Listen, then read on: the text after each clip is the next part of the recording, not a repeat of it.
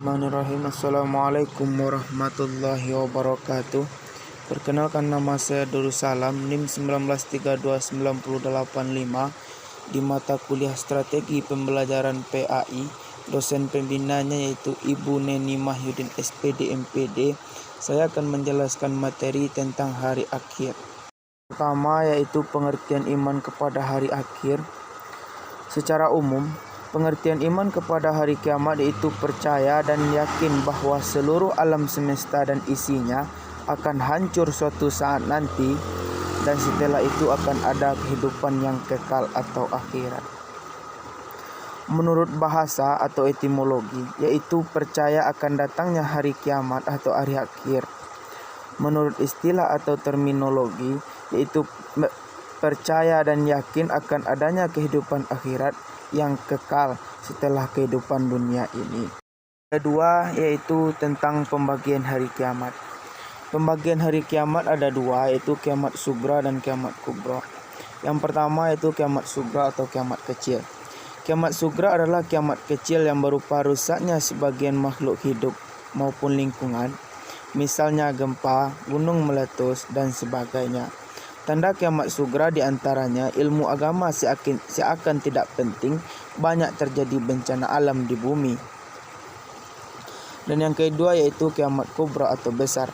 Kiamat kubra adalah kiamat besar yang merupakan hancurnya seluruh alam semesta dengan semua isinya, atau berakhirnya seluruh kehidupan makhluk di alam dan berlanjut ke kehidupan yang kekal yaitu akhirat. Tanda-tanda kiamat besar antara lain matahari terbit dari barat, rusaknya Ka'bah, datangnya Ya'juj dan Ma'juj. Yang ketiga yaitu dalil nakli tentang hari kiamat atau hari akhir.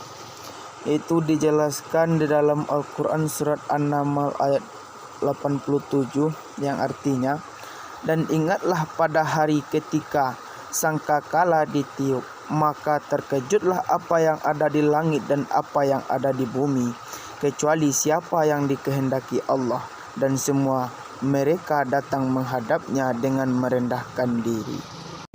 Poin D yaitu fungsi iman kepada hari kiamat.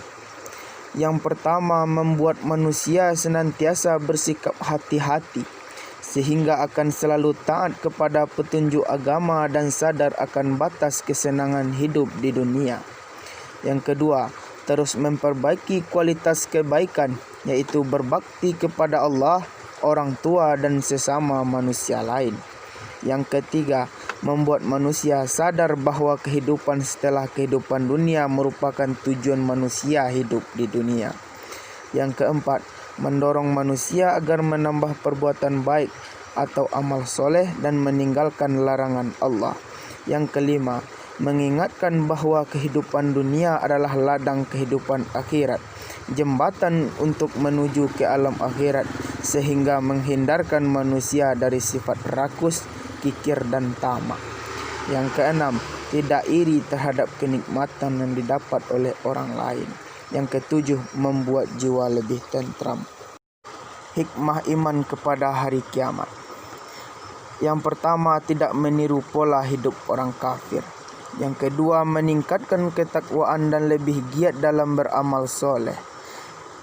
Yang ketiga, selalu berusaha berbuat benar dan baik.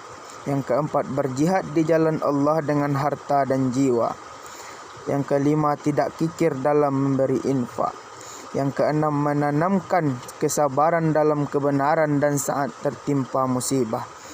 Yang ketujuh, lebih berhati-hati dalam berbuat sesuatu.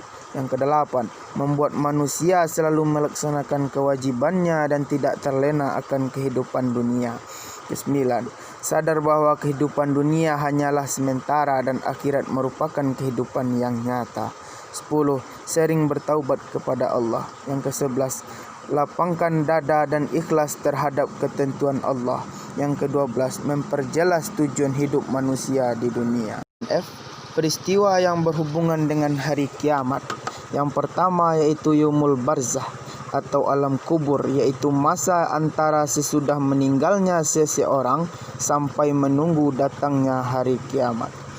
Quran surat Al-Kahfi ayat 99.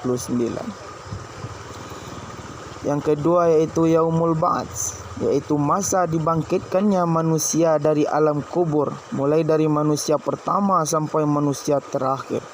Quran surat Al-Zalzalah ayat 6. Yang ketiga, yaumul mahsyar, yaitu masa dikumpulkannya manusia di padang mahsyar untuk dihisab atau diperhitungkan amal kebaikan dan keburukannya.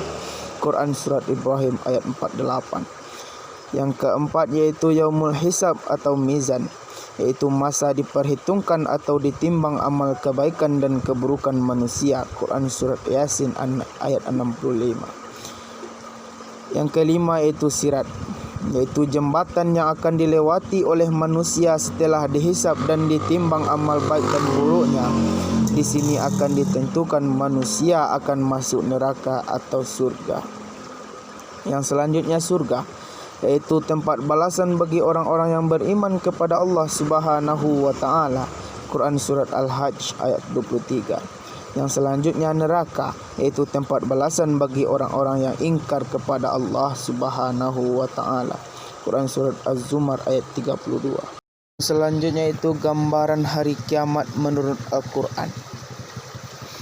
Yang pertama itu bumi digoncangkan sekuat-kuatnya hingga mengeluarkan isi yang dikandungnya, seperti yang dijelaskan dalam Al-Quran surat Al-Zalzalah ayat 1 sampai dengan 5. Yang kedua yaitu matahari digulung, bintang-bintang berjatuhan dan laut meluap, seperti yang dijelaskan dalam Quran surat Al-Infitar ayat 1 sampai dengan 3.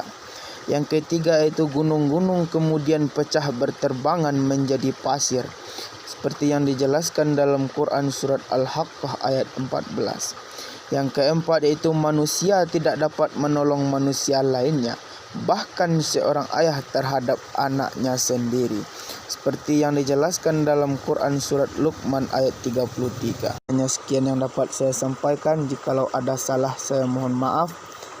Saya sudahi. Assalamualaikum warahmatullahi wabarakatuh.